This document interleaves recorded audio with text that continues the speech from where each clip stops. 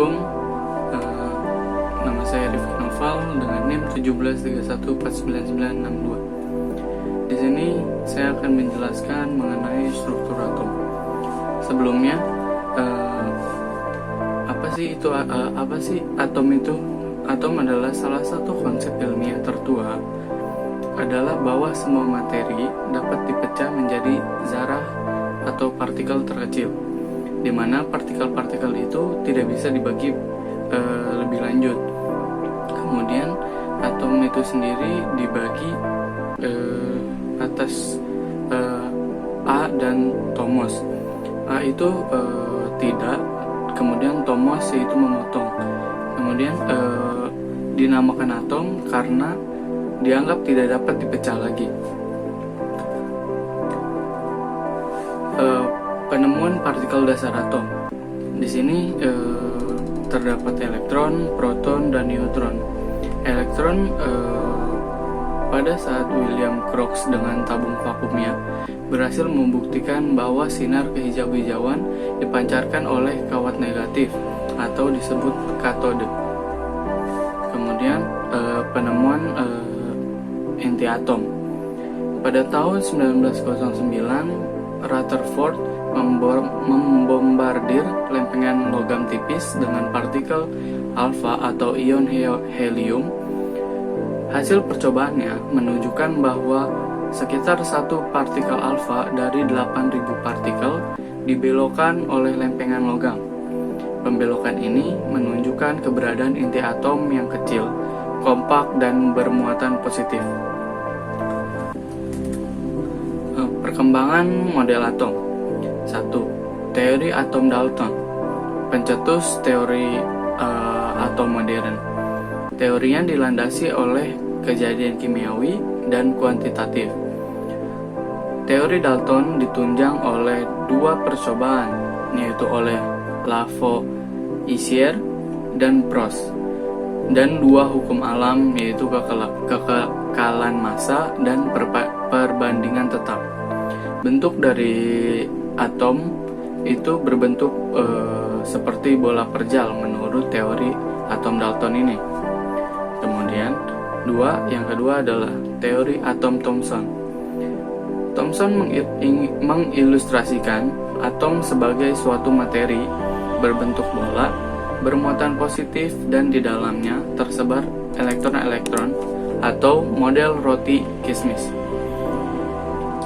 Atom bersifat netral, yaitu jumlah muatan positif dan negatifnya sama.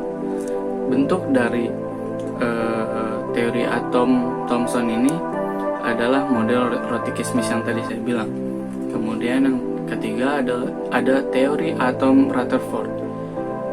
Atom terdiri dari inti atom yang bermuatan positif, sedangkan elektron yang bermuatan negatif mengelilingi inti atom. Kemudian atom bersifat netral, yaitu jumlah muatan positif dan negatifnya sama. Jari-jari inti atom dan jari-jari atom sudah dapat ditentukan. Bentuk kelemahannya tidak mampu menjelaskan mengapa elektron tidak jatuh ke inti atom menurut hukum fisika klasik. Selanjutnya saya akan menjelaskan mengenai sinar katoda atau sifat-sifat sinar katoda. Sinar katoda itu adalah yang terdapat pada elektron pada saat William Crookes dengan tabung vakumnya berhasil membuktikan bahwa sinar-sinar kehijauan yang dipancarkan oleh kawat negatif atau katode. Nah, katode itulah yang disebut dengan kawat negatif. Di sini sifat-sifat sinar katoda. Yang pertama, sinar katoda dipancarkan oleh katoda dalam sebuah tabung hampa bila dilewati arus listrik. Aliran listrik adalah penting.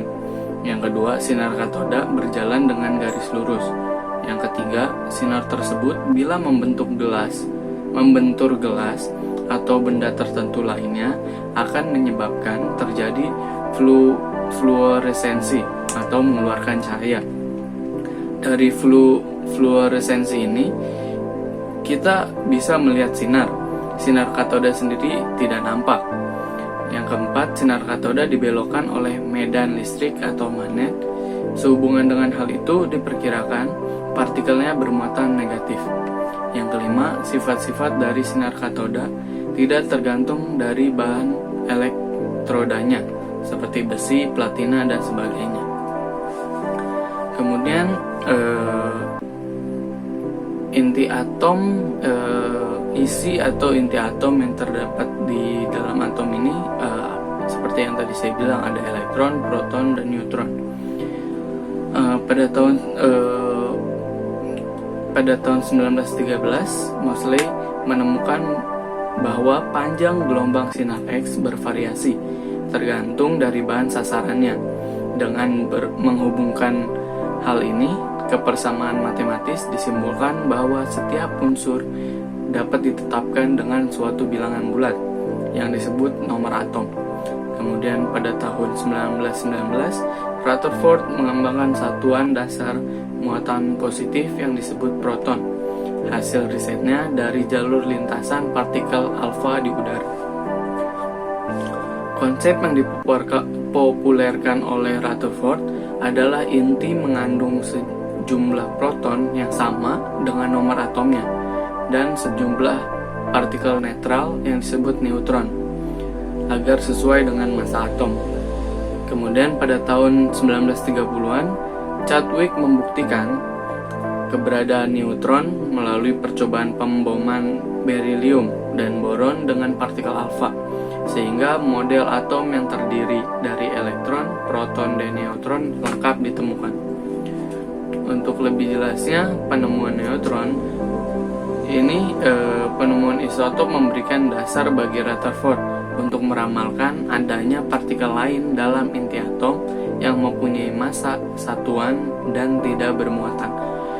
Kemudian isotop pertama kali dikemukakan oleh F. Soddytewe Richard secara terpisah tahun 1913 ketika mempelajari hasil peluruhan zat radioaktif. Kemudian tahun 1932 Chadwick mengamati bahwa ketika berilium 9 ditembaki partikel alfa, ternyata partikel yang masanya sama dengan proton tapi tanpa muatan dilepaskan. Inilah yang disebut neutron.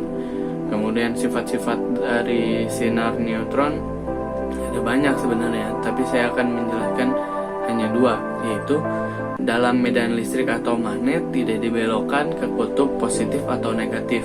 Kemudian massa sinar neutron hampir sama dengan sinar anode atau proton.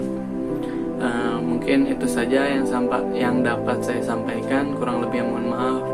Assalamualaikum warahmatullahi wabarakatuh.